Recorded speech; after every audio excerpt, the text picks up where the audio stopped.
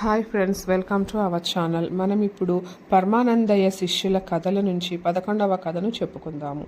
ఒకసారి పరమానందయ్య గారికి కాలులో ముళ్ళు గుచ్చుకుంది. ఆ ముళ్ళు తీయటానికి ఒక సూది కావలసి వచ్చింది. సూది కోసం సోమిదేవమ్మ గారు ఇల్లంతా వెతికారు. అది కనపడలేదు. దాంతో ఆయన శిష్యుల్ని పిలిచి సూది తీసుకురమ్మని పంపించారు. గురువుగారు ఇలా చెప్పారో లేదో అలా శిష్యులంతా సూది కోసం బయలుదేరారు. ఒక్కో ఇంటికి వెళ్ళి సూది అడగటం ప్రారంభించారు. ఒక్క సూది కోసం 12 మంది రావటం ఇంటి వాళ్ళకి చిరాకు అనిపించింది. అడిగిన ప్రతి వాళ్ళు లేదు లేదు పొమ్మన్నారు. ఇలా వాళ్ళు చాలా ఇల్లు తిరిగారు. చివరికి ఒక రైతు ఇంటికి చేరుకొని అందరిలాగే సూది కావాలని అడిగారు. పాపం ఆ రైతుకి పరమానందయ్య గారంటే అభిమానం, గౌరవం ఉండండి బాబు, ఇప్పుడే వస్తాను అని ఇంట్లోకి వెళ్ళి సూది తీసుకొచ్చాడు. రైతు చేతిలో సూదిని చూసి శిష్యులంతా దాన్ని నా చేతికిమ్మని ఎగబడ్డారు. దాంతో రైతుకు మతిపోయింది.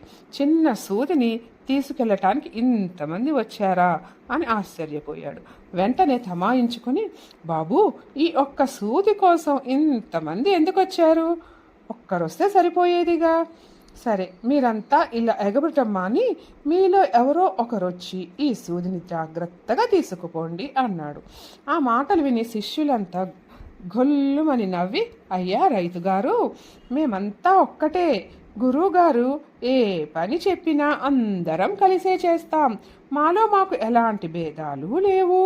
దయచేసి సూదిని మాకిస్తే దాన్ని అందరం కలిసి తీసుకుపోతాం. ఇదే మా నిర్ణయం అన్నారు. వాళ్ళ అమాయకత్వానికి రైతుకు జాలేసింది.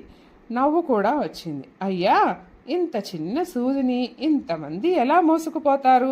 కష్టం కదా. సరే, నాకు ఉపాయం తట్టింది. మా దొడ్లో ఒక పాత తాటి మానుపడి ఉంది.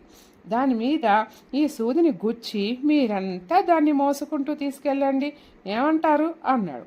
ఓ ఓ చాలా బాగుంది ఉపాయం రైతు గారు, వెంటనే ఆ పని చేయండి. మా అందరి గొప్పతనం ఏమిటో, మా ఐక్యమత్యం ఏమిటో గురువుగారికి చూపిస్తాం అన్నారు శిష్యులు. రైతు తాటి మానుకి సూదిని గుచ్చి తీసుకొచ్చాడు. శిష్యులు ఆనందంగా ఆ మానుని తలా ఒక చెయ్యి వేసి భుజాలకెత్తుకున్నారు. అందరూ ఓహో ఓహో అనుకుంటూ నెమ్మదిగా రైతు ఇంటి నుంచి గురువుగారింటికి బయలుదేరారు. దారిలో ఊర్లో వాళ్ళంతా వీళ్ళ వింత చేష్టని చూసి లోపల కొందరు పైకి కొందరు నవ్వుకుంటూ వెళ్ళిపోతున్నారు. అయితే వీళ్ళు మాత్రం ఎవరినీ పట్టించుకోలేదు. ఎందుకంటే గురువాజ్ఞ పాటించడమే వాళ్ళ కర్తవ్యం. కోలాహలంగా అరుచుకుంటూ శిష్యులందరూ గురువుగారి ఇంట్లోకి ప్రవేశించారు. పెద్ద తాటిమానతో లోపలికొచ్చిన శిష్యుల్ని చూసి పరమానందయ్య గారు తెల్లబోయారు. ఏమిరా, సూది తెమ్మంటే తాటిమాను తెచ్చారు, మీకేమైనా మతిపోయిందా అని అడిగారు. గురువుగారు, ఇదిగోనండి సూది. దీన్ని అందరం కలిసి ఈ తాటిమానుకు గుచ్చి తీసుకొచ్చాం. ఏ పని చేసినా అందరూ కలిసికట్టుగా చేయమని చెప్పారు కదండి, అందుకే ఇలా తెచ్చాం అన్నారు అమాయకంగా. వాళ్ళ మాటలు విని నవ్వాలో ఏడవాలో అర్థం కాలేదు పరమానందయ్య గారికి. Thank you friends.